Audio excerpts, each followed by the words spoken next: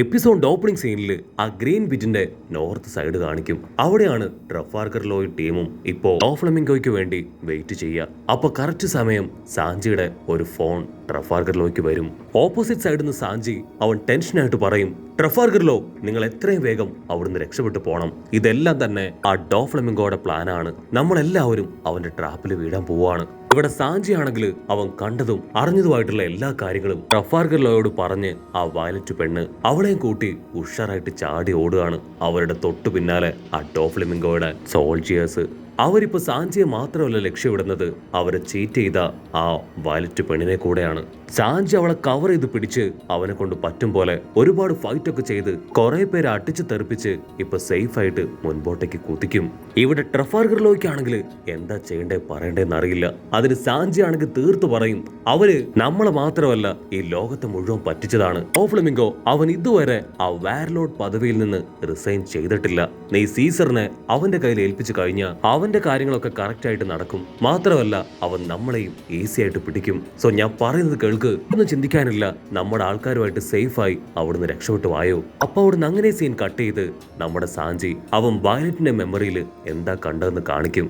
ഡോഫ്ലമിംഗോ അവൻ വാർലോഡ് പദവി അത് രാജിവെച്ചു എന്ന് പറഞ്ഞ് എല്ലാവരെയും തെറ്റിദ്ധരിപ്പിക്കും. മാത്രമല്ല ആ ടെസറോസ് ഐലാൻഡിന്റെ കിങ് എന്ന പദവിയിൽ നിന്ന് പോലും അവൻ റിസൈൻ ചെയ്തു എന്ന വാർത്ത അറിഞ്ഞ് അവിടെയുള്ളവരെല്ലാവരും ഇപ്പൊ അവന്റെ മാൻഷന്റെ അടുത്തേക്ക് വന്ന് ബഹളം വയ്ക്കാൻ തുടങ്ങും. ഡോഫ്ലമിംഗോ ആണെങ്കിൽ അവരോട് മറുപടി ഒന്നും പറയാതെ മുകളിലേക്ക് നോക്കി ചിരിക്കും. അവരെത്തിക്കഴിഞ്ഞു എന്ന് പറഞ്ഞ് അവർ അങ്ങനെ സൂം ഔട്ട് ചെയ്ത് ഒരു കപ്പൽ കാണിക്കും.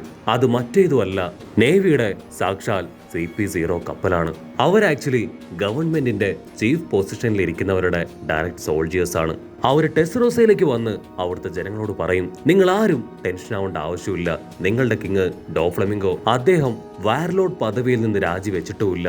നിങ്ങളുടെ രാജ്യത്തിന്റെ രാജ്യ പദവി വേണ്ടാന്നും വെച്ചിട്ടില്ല. ഈ ഒരു ന്യൂസ് ഇന്നേക്ക് 3-ാം ദിവസം ന്യൂസ് പേപ്പറിൽ വരും. പക്ഷെ അതുവരെ ഈ കാര്യങ്ങളെല്ലാം നിങ്ങൾ ഈ ഐലാൻഡിലുള്ളവരുടെ മനസ്സിൽ തന്നെ നിൽക്കണം. ഒരു കാരണവശാലും പുറത്തുള്ള ആരും തന്നെ ഇതറിയാനായിട്ട് പാടില്ല. നിങ്ങളുടെ ഐലാൻഡിനെയും കിങ്ങിനെയും പ്രൊട്ടക്ട് ചെയ്യേണ്ടത് നിങ്ങളുടെ മാത്രം റെസ്പോൺസിബിലിറ്റിയാണ്.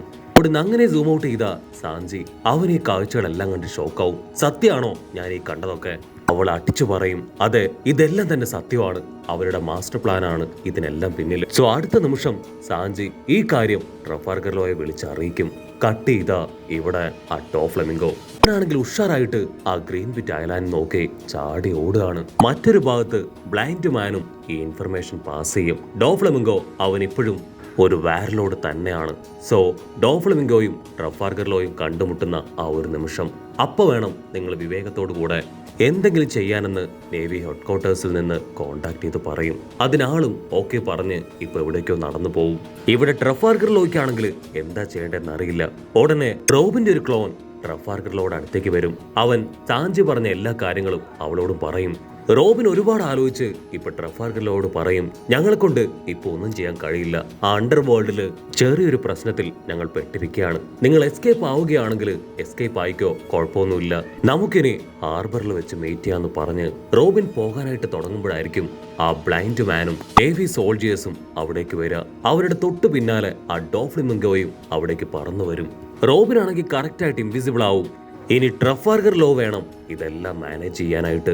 ഡോഫ്ലമിംഗോ ആണെങ്കിൽ ഇപ്പൊ ട്രഫാൽഗർ ലോയെ നോക്കി സ്റ്റൈലായിട്ട് ചിരിക്കും. അവിടുന്ന് അങ്ങനെ സീൻ കട്ട് ചെയ്ത് ആ മാൻഷൻ കാണിക്കും. അടുത്തതായിട്ട് 3rd ബ്ലോക്കിന്റെ ഫൈറ്റ് അത് നടക്കാൻ പോവാണ്. അവിടെ എല്ലാവരും തന്നെ ഫൈറ്റ് ചെയ്യാൻ സജ്ജമായി കഴിഞ്ഞു. ആങ്കർ ആണെങ്കിൽ പ്രധാനപ്പെട്ട ഫൈറ്റേഴ്സിന്റെ പേരുകൾ അതൊന്നായിട്ട് വിളിച്ചു പറയും. പക്ഷെ അവർക്ക് ആർക്കും ലൂഫിയെ കുറിച്ച് അറിയില്ല. ലൂസി എന്ന കള്ളപ്പേരിലും ഫേക്ക് ഗെറ്റപ്പിലുമാണ് അവിടേക്ക് വന്നിരിക്കുന്നത്. അതുകൊണ്ട് തന്നെ അവനെ ആരും തിരിച്ചറിയില്ല. ഇതാ നിങ്ങൾ എല്ലാവരും കാത്തിരുന്ന ബ്ലോക്ക് സിയുടെ ഫൈറ്റ് എന്നൊക്കെ പറഞ്ഞ് ആ ആങ്കർ ബെല്ലിലേക്ക് ആഞ്ഞടിക്കും. അപ്പോഴായിരിക്കും ഇടില്ല എന്ന് നിലവിളിച്ച് നമ്മുടെ സുന്ദരം പൈറട്ട് അവനിപ്പോ ലൂഫിയെ ലക്ഷ്യമാക്കി അവിടേക്ക് ഓടി വരിക. അവന്റെ മനസ്സിൽ ഇപ്പോ ഒരേ ഒരു ലക്ഷ്യം മാത്രമേ ഉള്ളൂ, അവന്റെ ഫെയിം അത് തട്ടിയെടുത്ത ലൂഫിയെ തല്ലിക്കൊല്ലുക.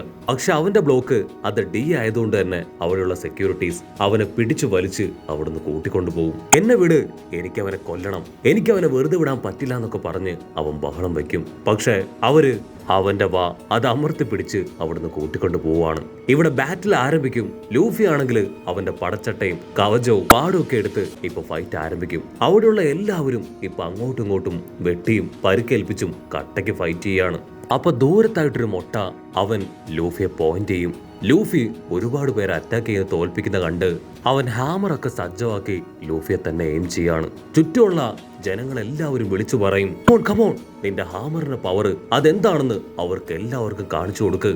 ലൂഫി ആണെങ്കിൽ ആ ശബ്ദം കേട്ട് തിരിഞ്ഞു നോക്കും. അപ്പൊ അവൻ കാണും ആ ഒരു മൊട്ട അവൻ അടുത്ത നിമിഷം എടുത്തു ചാടി ആ ഹാമർ കൊണ്ട് ലൂഫിയെ അട്ടിക്കാനായിട്ട് പാഞ്ഞെത്തും. അവന്റെ ഹാമർ വന്ന് ഇടിച്ചതില് വേറെ കുറെ പേര് ഇപ്പൊ പല ഭാഗത്തേക്കായിട്ട് പരിക്കൊക്കെ പറ്റി തെറിച്ചു വീഴും. ആ മൊട്ടയാണെങ്കിൽ അവന്റെ ഹാമർ അത് ഉയർത്തി നോക്കും. അതിന്റെ അടിയില് ലൂഫിയെ കാണാനില്ല. അപ്പൊ അവന്റെ തോളത്ത് നിന്ന് മറ്റൊരു ശബ്ദം കേൾക്കും, നീ എവിടേക്കാ നോക്കണേ? താഴെയാണോ? താഴെയല്ല, ഞാൻ ഇവിടെ ഉണ്ടെന്ന് പറഞ്ഞ് ലൂഫി അവന്റെ തോളിൽ സ്റ്റൈലായിട്ട് നിൽക്കുകയാണ്. അവൻ എന്തെങ്കിലും ചെയ്യാൻ ശ്രമിക്കുമ്പോഴേക്കും ലൂഫി കൈ ചുരുട്ടി അവന്റെ മുഖത്ത് ആഞ്ഞൊരിടി. ആ ഒരു ഇടിയിൽ അവൻ അടിച്ചു വീഴും. പക്ഷെ എന്താ, ചുറ്റുമുള്ളവരെല്ലാവരും ഇപ്പൊ നമ്മുടെ ലൂസി എന്ന ലൂഫിയെ കറക്റ്റായിട്ട് പോയിന്റ് ചെയ്യും. ലൂസിക്ക് ഡെവിൾ ഫ്രൂട്ടിന്റെ പവർ ഉണ്ടെന്ന് അവർ തിരിച്ചറിയാണ്. മാത്രമല്ല, ഈ റബ്ബർ പവർ ഉള്ള ഡെവിൾ ഫ്രൂട്ടിന്റെ പവർ അതുള്ളത് ആ സ്ട്രോ ഹാറ്റ് ലൂഫിക്കാണ്. ഇനി ഒരു പക്ഷേ ഈ ലൂസി അവൻ ശരിക്കും ആ സ്ട്രോ ഹാറ്റ് ലൂഫിയാണോ? കൺഫ്യൂസ്ഡ് ആയിട്ട് പരസ്പരം ആ ചോദ്യം ചോദിക്കാൻ തുടങ്ങും. ലൂഫിക്കും നൈസായിട്ട് പണി പാളി എന്ന് മനസ്സിലാവും. ലൂഫി ആണെങ്കിൽ മനസ്സിൽ ഉറപ്പിക്കും, ഇനി എന്തൊക്കെ സംഭവിച്ചാലും എന്റെ ഡെവിൾ ഫ്രൂട്ടിന്റെ പവർ ഉപയോഗിക്കാൻ പാടില്ല. ഒരു കണ്ണാടി പയ്യൻ അത് ലൂഫിയാണോ എന്ന് ടെസ്റ്റ് ചെയ്യാൻ അവന്റെ അടുത്തേക്ക് ഓടിയെടുക്കും.